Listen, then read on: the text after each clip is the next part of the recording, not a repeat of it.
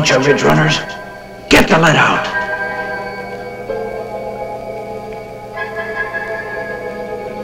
Buona fortuna, amici.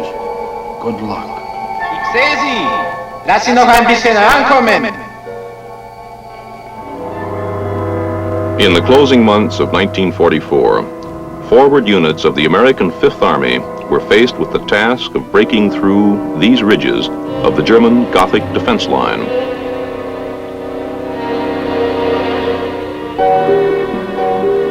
On November 26th of that year, a deathly silence settled over this sector of the Italian front, for it was on that day that our third attempt to break the line failed. The story born out of that stalemate is the subject of this film, told from the personal viewpoint of those who were there. My name is Bill Putnam. I was a lieutenant with the 85th. Ich heiße Georg. My name is George Bible. I was a sergeant assigned to a transport unit. I witnessed the end of the war in Italy. My name is Ben Bush. I was a sergeant with the 86th. Ich bin Hans-Georg Hildebrand. I am Hans Georg Hildebrand. I was a German general in northern Italy. My name is George P. Hayes. I was the commanding general of the 10th Mountain Division. This is the story of the climb to glory, a combined German, American, and Italian account of the combat record of one of America's most unusual fighting outfits, the 10th Mountain Division.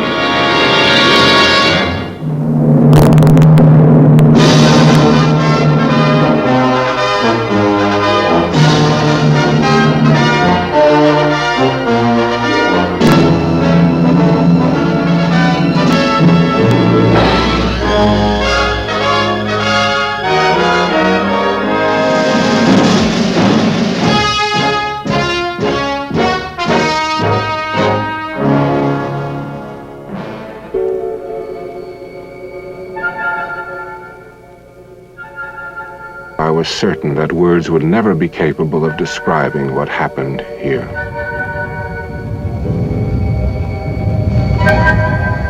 But time has a way of helping a man put a lot of jagged memories back together again. We were not the first division to come to Italy, nor did we, as one reporter put it, win the war single-handed. I have no doubt that our final story would have been a lot different had it not been for so many other people who had come here before us. We were not responsible for the victories at Anzio, Salerno, or Monte Cassino, or for the march into Rome.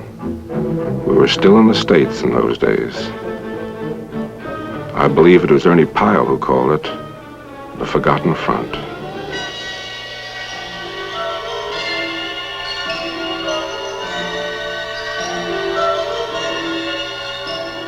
We became a part of this tragic scenery on December 23rd, 48 hours before Christmas, 1944. We checked into Livorno exactly 1 month and 1 day after the Germans beat back our third attempt to scale their Gothic line. We were given lots of straw to bed down so that we could have insulation from the cold. And it seemed like a wonderful place because the sun was warm. We were well dressed, we were being fed very well, we had lots of time to ourselves, and the idea of the front lines or warfare seemed very far away. We were a peculiar assortment. Our rank and file was made up of Austrian and German Schussboomers, Olympic ski champions, European and American mountain climbers, and what today's generation would probably refer to as Ivy League double domes. Harvard, Dartmouth, and Yale were well represented. An intelligence officer reported that the Germans were not impressed.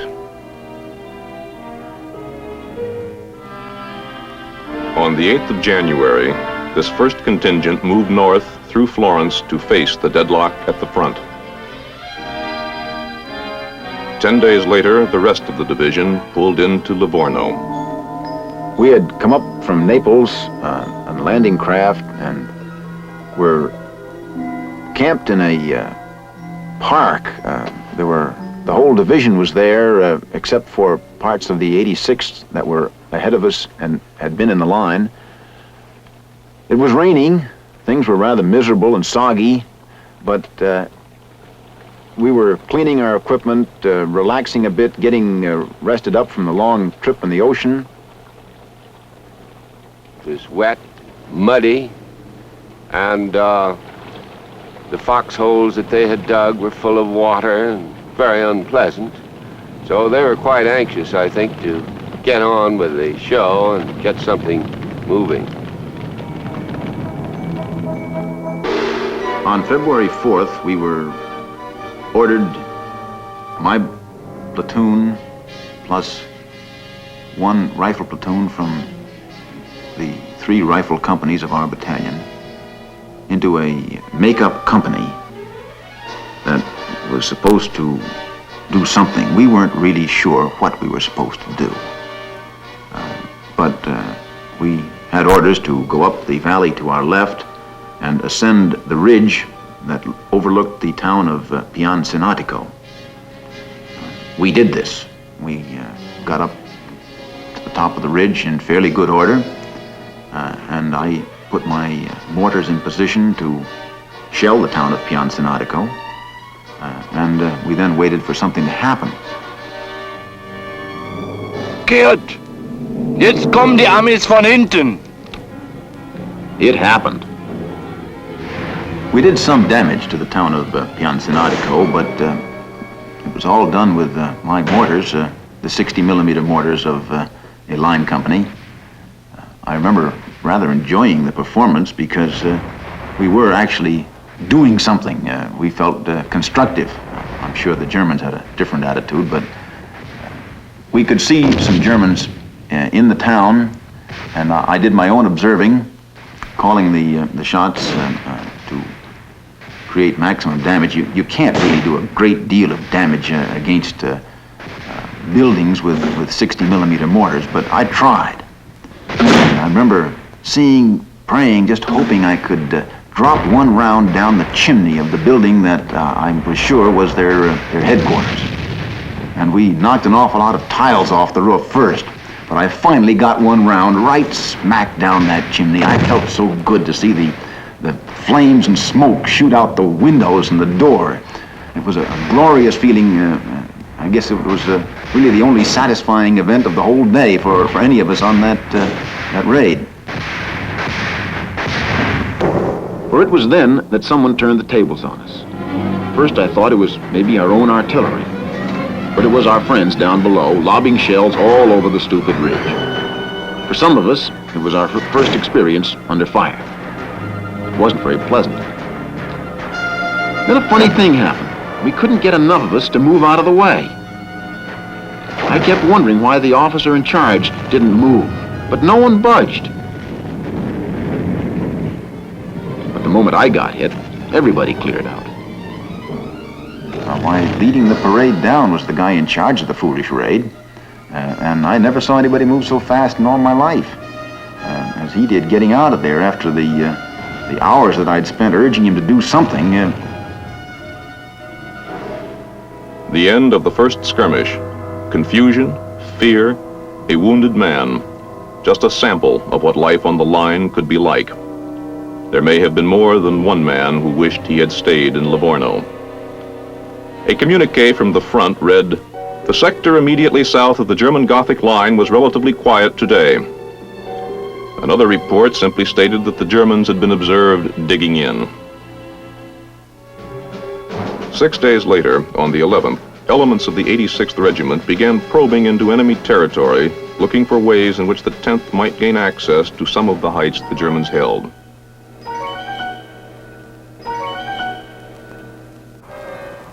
No one made much noise about those patrols. There was no mention of them in the press.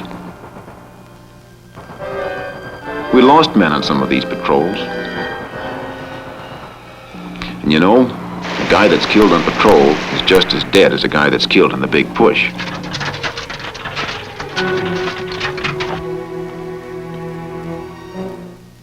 Within 3 weeks of their arrival in Livorno, all remaining elements of the 10th that had been limbering up in rear areas began moving up to their pre-assault positions in and around the town of Vidicatico. They passed men who had already been at the front. We naturally spoke to them, eager to find out what battle was like, what combat was like, what bullets were like. And I remember how they told us about the horror that they had experienced, how death actually came to many of their comrades, how they narrowly escaped death, how they were wounded and they would never go back under any circumstances. Here was the situation at the front as General Hayes saw it from his command post. On my left is Reva Ridge, and on my right is Mount Belvedere. And on the right of Mount Belvedere is Mount Gorgolesco. Between Belvedere and Reva Ridge, that small humpback ridge was also held by the Germans. As you can see, the Germans had observation on all of our front, and it was essential to capture Reva Ridge to prevent them from looking down on our flank and rear when we attacked Mount Belvedere. The thing that disturbed me most in preparing for the attack was assembling the division in this sort of a punch bowl surrounded by the mountains that the Germans held. They had observation on the whole area that the division would have to come into to prepare for the attack. Now, I felt quite sure if the Germans found out that the whole division was assembling in that area, that they would reinforce their troops and make it much more difficult. So the problem, first problem that I faced was try to slip the division in at night.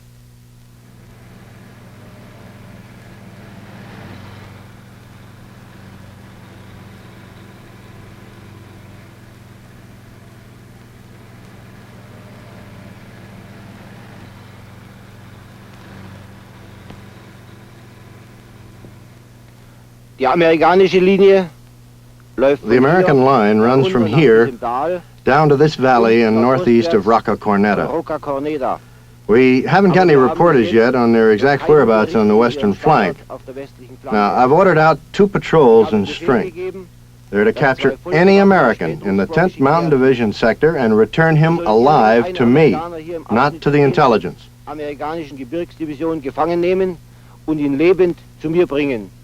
Who's in charge? Captain Kroner. He's a mountain man himself.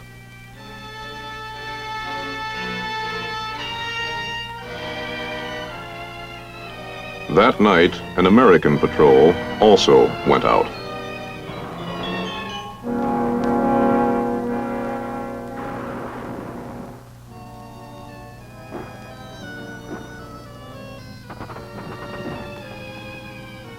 Hans! Hans! Hier, Reva! Halt die Klappe da hinten und mach das Licht aus! In the dark, they met. That night, no prisoners were taken. The entire division, more than 13,000 men, continued to move into and around the town of Vidicatico.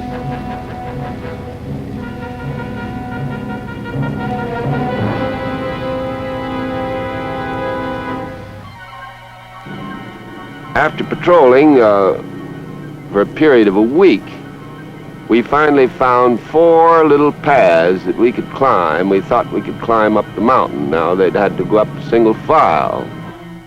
One German at the top of the mountain could throw hand grenades down and stop the whole show if we didn't gain surprise. So naturally, under situation of that kind, the men would be a little nervous.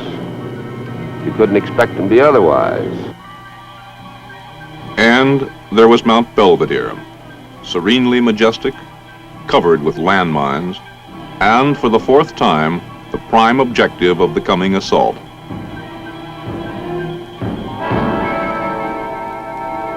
The first impression of Mount Belvedere from in front of Vitacatico was that it was so far, far away and awfully high up. It seemed impossible that we'd ever be able to make that distance and ever be able to capture that mountain.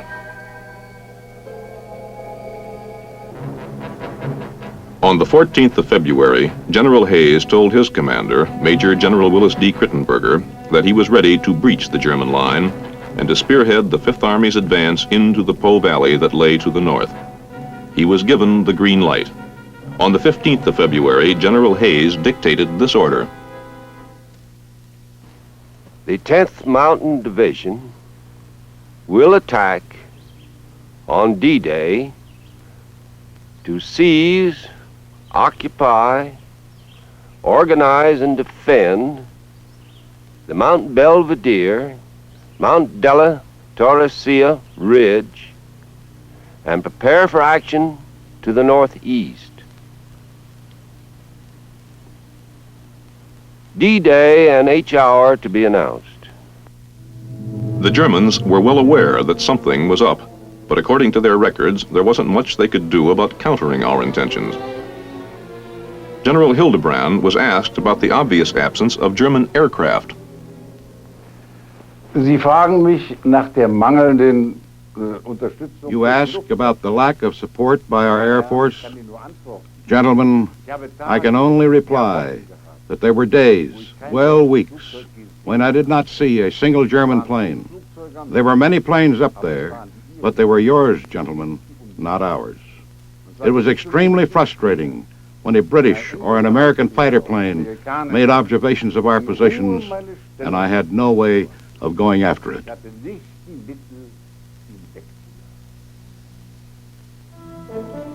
Some 10th Mountain Division veterans may remember this house. Farmer Giuseppe Lenzi has lived in it all his life. During the tense wait for D-Day that followed the general's combat order, a handful of men of the 86th Mountain Infantry holed up inside Lenzi's house. Giuseppe remembers their arrival and the day they left. In febbraio del 1945. In February of 1945, the Americans arrived at the village of Vitacatico, most of them from the 10th Division.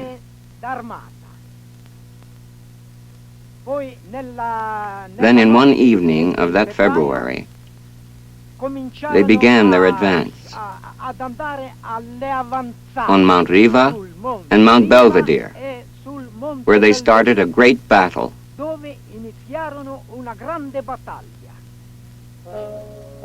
As Giuseppe and other farmers watched the troops move out, another man helped guide one of our first probes up the sheer cliffs of Reva Ridge.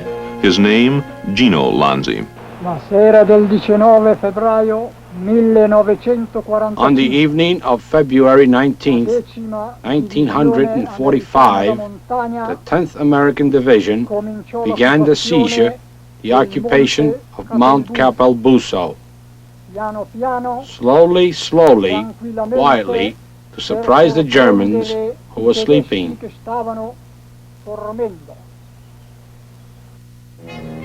There were only 4 places in that ridge that our troops could climb, and then only single file. And it was absolutely essential that they get on top of that ridge before the enemy was alerted.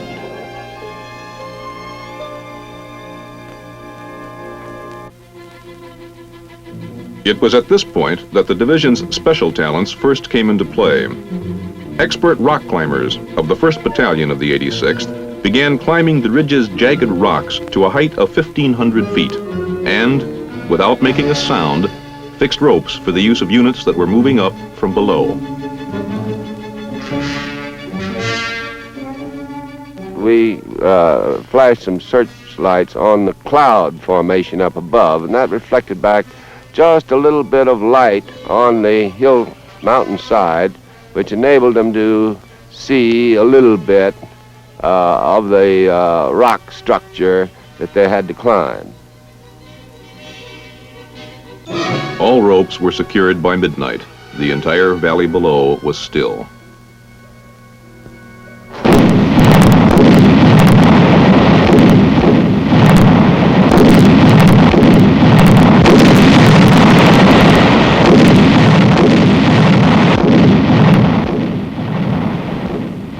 Helmut!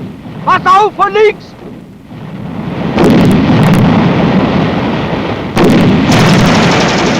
Come on, you bunch of ridge runners! Get the lead out!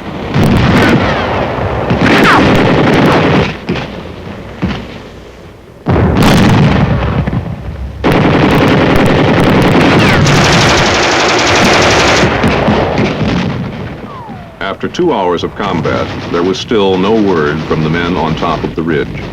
It was reported, however, that the first of several wounded were on their way down. To General Hayes, there were 2 questions. Would mountain climbers prove to be the answer to the Gothic line? And would their special talents plus the strategy of surprise help keep initial casualties down? After midnight, the first indications of success trickled down to the valley below. Company B of the 86th had dislodged all German troops from the top of Reva's Mount Capelbuso. At dawn, a single platoon of Company A reported that it had occupied the northern end of the ridge, Piso di Campopiano.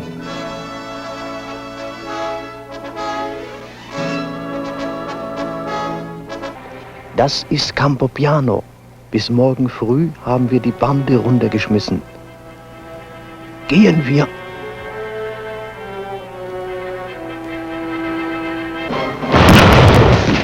German counterattacks came as expected.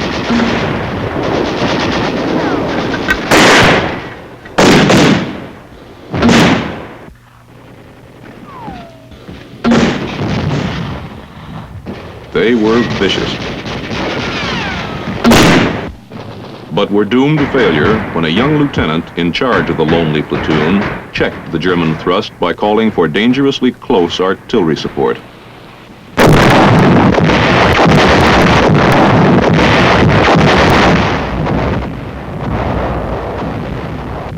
By morning of the following day, the ridge was ours.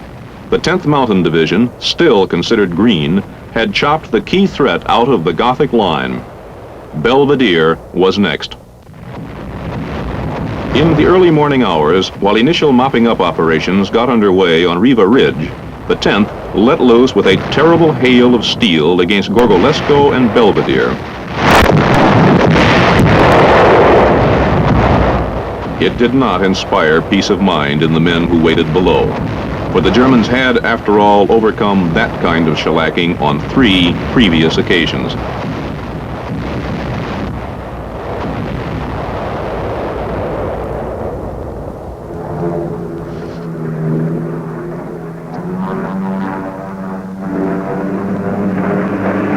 Feindliche Kampfflugzeuge vom Westen im Anflug! Ganz tief!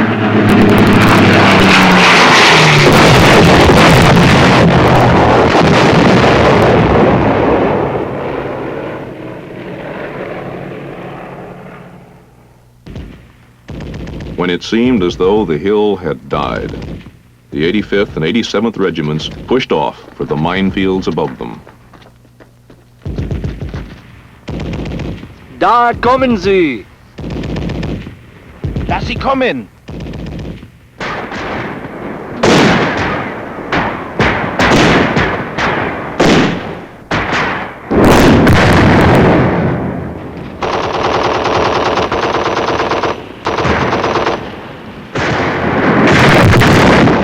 We knew the Germans had 2 weapons.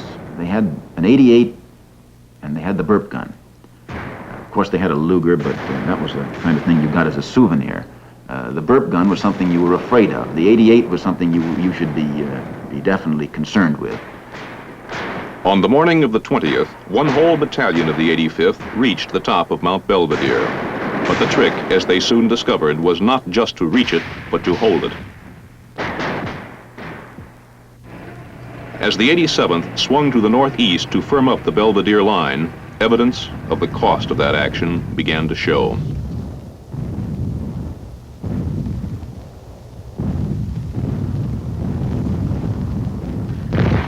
The Germans rushed the 741st Jaeger Regiment into the line. And the 10th climbed up to meet them.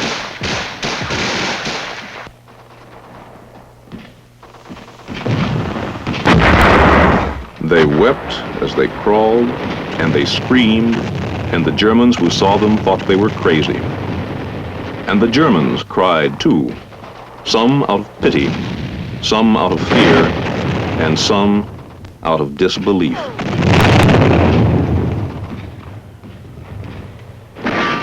By the 22nd, it became obvious to both American and German commanders that the 10th was no ordinary combat outfit, for by that day it had become clear that it would succeed in holding the objectives assigned to it.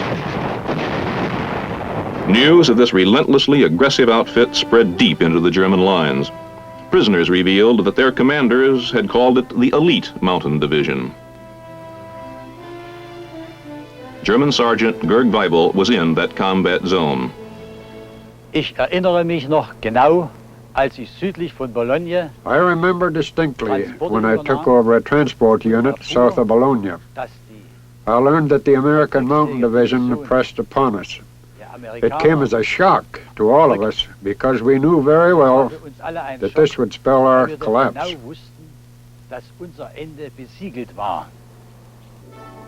On February 24th, Reva was secure.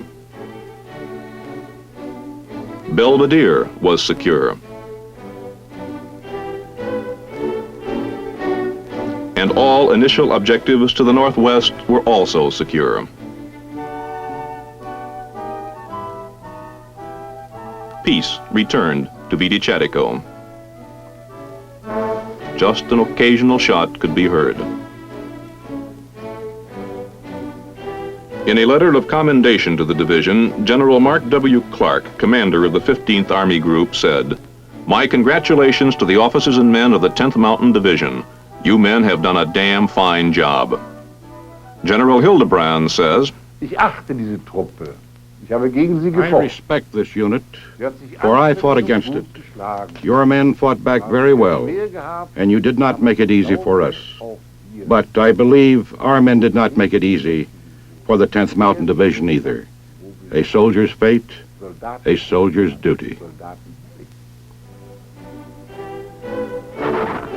Next week, part 2 of The Climb to Glory.